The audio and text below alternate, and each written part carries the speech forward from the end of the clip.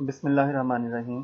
عزیز طلباء، پہلے لیکچر میں ہم نے آپ کو شعبہ اردو کی طرف سے خوش آمدید کہتے ہوئے اب کی درسی کتاب کی پہلی غزل کامردوں کے جو ہیں سو وہی کر جاتے ہیں ان کے پہلے دو اشعار کی تشریح پیش کی تھی، اور اس کے ساتھ خواجہ میردرد کا تعارف اور ان کے چند مشہور اشعار جن کو آپ نے توجہ سے یاد رکھنا تھا وہ پیش کیے تھے۔ آج ہم تیسرے شعر دید با دید جو ہو جائے غنیمت سمجھو جوں شرر ورنہ ہمیں اہل نظر چاہتے ہیں، اس سے اپنے لیکچر کو شروع کریں گے۔ اس شعر میں الفاظ دید با دید جس کا معنی ہے دیکھنا اور دوبارہ دیکھنا، بار بار دیکھنا، پلک چھپکنے کے بعد بھی دیکھنا۔ دوسرا اس میں مشکل لفظ غنیمت سمجھنا کہ یہ موقع بہت قیمتی ہے یا یہ بات ہی کافی ہے۔ جو شرر، جو کا لو ہے کے معنی کی طرح، مثال، اور شرر چنگاری کو، ہم یہاں پر انسان کو شرر سے تشبیہ دی جا رہی ہے۔ اہل نظر دیکھنے والی آنکھیں، غور کرنے والے لوگ، فکر اور سمجھ رکھنے والے لوگ۔ اس شعر میں خواجہ میردرد دراصل یہ کہنا چاہتے ہیں کہ اگر ہم لوگوں سے بار بار ملتے ہیں تو یہ ہمارے لیے بہت بڑا موقع ہے، ورنہ انسانی زندگی بہت مختصر ہے۔ دنیا کی یہ زندگی عارضی اور چند روزہ ہے۔ فنا کا عالمگیر رسول کائنات کی ہر چیز پر لاگو ہے۔ انسانی زندگی تو واقعی بہت مختصر ہے۔ شاعروں نے اس عرصہ زندگی کو کلی کی مسکان اور چنگاری کی چمک کہا ہے۔ جیسے مشہور شعر ہے، کہا میں نے گل کو ہے کتنا سا بات، کلی نے یہ سن کر تبسم کیا۔ اور یہ بات درست بھی ہے۔ ہم ہر روز اپنے آس پاس لوگوں کو مرتے دیکھتے ہیں۔ ان کی زندگی کا اگر حساب جوڑیں تو واقعی یہ انتہائی مختصر عرصہ شمار ہوگا۔ اہل نظر اور اصحاب تصوف اس حقیقت سے آگاہ ہوتے ہیں۔ اس لیے یہاں جس چیز کی قدر و قیمت ہمیں میسر ہے اسے غنیمت سمجھنا چاہیے۔ درد اس شعر میں یہی پیغام دے رہے ہیں کہ اس چند روزہ زندگی میں اگر دوستوں سے ملاقات ہو جائے تو ہم انہیں دیکھ لیں اور سمجھ لیں اور ان کی اس رفاقت سے لطف اندوز ہو لیں۔ دوسری جگہ اسی موضوع پر وہ یوں فرماتے ہیں، فرصت زندگی بہت کم ہے، غنیمت ہے یہ دید جو کوئی دم ہے۔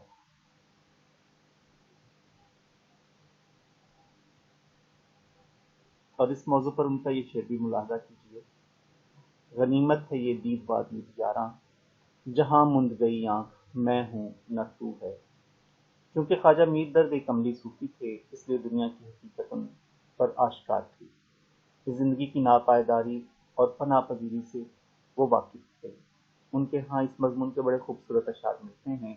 اس شعر میں دیکھیں کہ وہ کس انداز سے اس مضمون کو بیان کرتے ہیں۔ جو شرر اے ہستی بے بود یاں، جو شرر اے ہستی بے بود یاں، بارے ہم بھی اپنی باری بھر چلے۔ اہل نظر کو اس شعر میں مخاطب کرنے سے مقصد صرف یہ ہے کہ درد ان کو اپنے اس حقیقت پسندانہ نقطہ نظر سے متفق کر لے اور اس حقیقت کا ادراک انہیں بھی کرا دیں کہ یہ دنیا عارضی ہے اور جو کچھ ہمیں یہاں میسر ہو اس سے فائدہ اٹھا لینا چاہیے۔ اگلے شعر کی طرف بڑھیے۔ بے ہنر دشمنی اہل ہنر سے آ کر، منہ پہ چڑھتے تو ہیں پر جی سے اتر جاتے ہیں۔ یعنی بے ہنر لوگ اہل ہنر کی دشمنی میں لوگوں سے اپنی بات تو منوا لیتے ہیں لیکن اپنی قدر و قیمت کھو دیتے ہیں۔ جن لوگوں کو قدرت کی طرف سے کوئی ہنر، کوئی کمال اور کوئی خوبی ارزانی ہوتی ہو وہ اہل ہنر کہلاتے ہیں۔ ان کا ذوق بڑا وسیع اور دل کشادہ ہوتا ہے۔ لیکن جن لوگوں کو ان جیسی کوئی خوبی یا ہنر نہیں ملا ہوتا وہ ان کی برابری کا دعویٰ کرتے ہیں اور یوں ان کے حق میں گستاخی اور زیادتی کے مرتکب ہوتے ہیں۔ ایک شاعر نے اسی قسم کے لوگوں کے بارے میں کہا تھا، کرتے ہیں تہی مغز ثنا آپ ہی اپنی، جو ضرب کے خالی ہے صدا دیتا ہے۔ اور اسی طرح ایک مشہور شعر ہے، کہہ رہا ہے شور دریا سے سمندر کا سکوت، جس میں جتنا ظرف ہے اتنا ہی وہ خاموش ہے۔ اہل ہنر کے مقابل آ کر حسد اور دشمنی کی وجہ سے ان کے منہ چڑھنا، انجام کار انہیں اہل کمال اور عام لوگوں کی نظروں میں کم وقت اور بے حیثیت کر دیتا ہے۔ چاند پر تھوکیں تو وہ اپنے ہی منہ پر آتا ہے۔ ایسے لوگ اہل ہنر کی برابری تو نہیں کر پاتے، اپنا تھوڑا بہت وقار جو ہوتا ہے وہ بھی کھو بیٹھتے ہیں۔ اس شعر میں درد نے صنعت تضاد کو بڑی خوبصورتی سے استعمال کیا ہے۔ بے ہنر اور ہنرمند، منہ پر چڑھنا دل کو جلانا۔ اگلے شعر کی طرف بڑھیے۔ ہم کسی راہ سے واقف نہیں جو نور نظر، رہنما تو ہی تو ہوتا ہے جدھر جاتے ہیں۔ آشنا، جاننے والا، واقف، اور رہنما، راستہ دکھانے والا۔ قرآن کریم میں ارشاد خداوندی ہے، ان الہدی ھدی اللہ، یعنی ہدایت تو اللہ ہی کی دی ہوئی ہدایت ہے۔ بلا شبہ دنیا میں رہنمائی صرف خدا ہی کی ہے، یعنی انسان کا علم ناقص اور نامکمل ہے۔ دنیا اور آخرت کے متعلق ساری ہدایت اور رہنمائی ذات خداوندی کی طرف سے ہی ہے، جو اس نے اپنے برگزیدہ پیغمبروں کی معرفت اپنے بندوں تک پہنچائی ہے۔